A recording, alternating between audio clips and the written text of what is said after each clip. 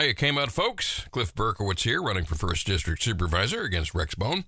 So Lauren Schmidt, your news director, sent me a whole bunch of questions, and I'll do my best to answer them as succinctly but completely as possible. Only have a few minutes to answer them, so I'll do what I can.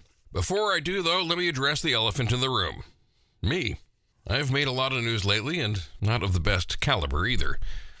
Recently, when the Times-Standard asked me about my opponent's racist comment, I once again talked about how there was no actual apology, but noted his new tact, saying that he was quoting a Cheech and Chong joke. I noted that quoting another source that could be offensive does not make it less offensive for you to say it. Then cited the example of using a Richard Pryor line that, unfortunately, has the N-word in it. And I did actually say it to make my point stronger, but in doing so, I stepped in it myself. Now, let me say for the record, there is no excuse ever for someone like me to actually mention the N-word. Ever. It's completely unacceptable, and I take full responsibility for my error. I've issued a formal apology, sent it off to the press, and have posted it up on my Facebook, where you can see it in full. I unfortunately don't have time to read the entire text, but I suggest you check it out in your own time. Let me get to Lauren's questions. Would you support a simpler cannabis license for 25 plants per parcel? The answer, yes, absolutely. I think the current regulation favors large grows, which isn't fair. If yes, would you take a leading role with other supervisors on this? Absolutely. Don't think I need to go any further. What will you do to address the meth issue in Humboldt County? That is a good question. It is a real problem. And I think what we need to do is deal with the demand part of it. A lot of people are self-medicating. Issues of homelessness, mental health, and drug abuse are all interwoven. We need to do a more holistic approach to dealing with it, and we need to deal with it as a county, not just as municipalities. I believe in a housing-first approach, which we have begun, but we need to do a much bigger and aggressive job on. That will be a good start in dealing with the meth problem. Next, we have to treat people who are hooked on meth humanely. Let's not treat them like criminals, but as victims of this scourge. They need treatment. Now, there are some good treatment facilities here in Humboldt County, but they need some serious funding help and support from the Humboldt County Board of Supervisors. I plan to do just that. Next, we work to advocate much higher bail for people arrested for violent crimes or numerous arrests. Well, that's really two different subjects. There are people who are arrested numerous times for very small things, just because they're in the wrong place at the wrong time or are homeless. This is not fair, and they should not have higher sentences for that, period. We really shouldn't lump those together. Now, taking violent crimes into account. Yes, people arrested of violent crimes should probably have higher bail. It makes sense. In this case, bail is being used to help protect society. With that said, they also need a speedy trial. They can't be kept in jail indefinitely. Next question, would you consider dropping out of the race so the votes aren't spread so thin?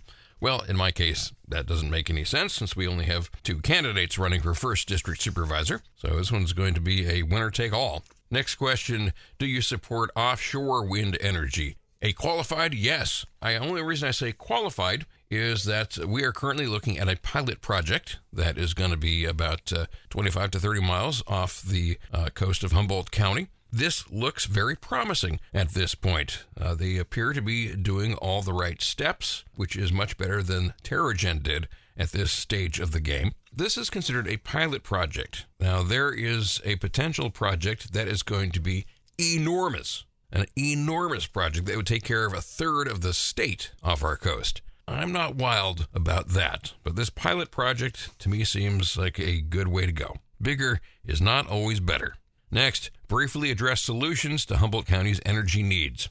Well, this is something I've been looking into a lot, and there are lots of things that we can be doing. There are multiple ways that we can be powering Humboldt County, but I think we're looking at the wrong approach. Right now, our policy is to have big industrial projects that make so much energy we're exporting it for money. I think that's the wrong approach. We should be taking care of Humboldt County's needs first, and we should be looking at energy independence. And with that said, there are lots of different things we can do. Solar energy is huge, and there's lots of different ways of applying this. There are municipal solar energy projects being successfully done around the country, like in Cape Cod, where they have solarized the community, putting solar on all kinds of different buildings, and then selling the energy to the community at below market rate. The money paid then goes to help fund services like roads and schools and all the things that we all love. That has been a win for everyone, plus a lot of jobs created in that area for that. Milwaukee has neighborhood solar programs that include a social justice and equity component.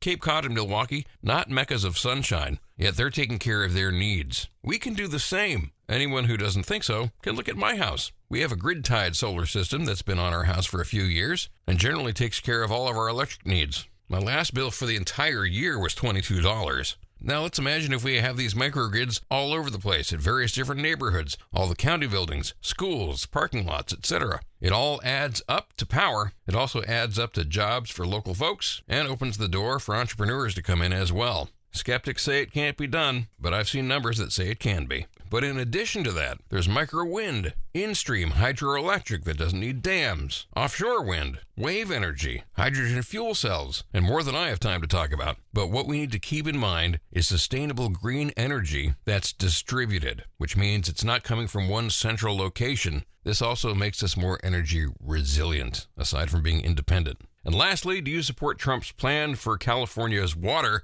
Hell no! That's insane. Oh my goodness. I think I've said enough about that. No, bad idea, period. So with regard to many of the things we've talked about here, cannabis, homelessness, and drug use, and energy independence, and all of that, go to my website for detailed policies and ideas. Cliff4, the digit 4, supervisor.com. Thank you so much for letting me talk here for a few minutes. And now back to you in the studio.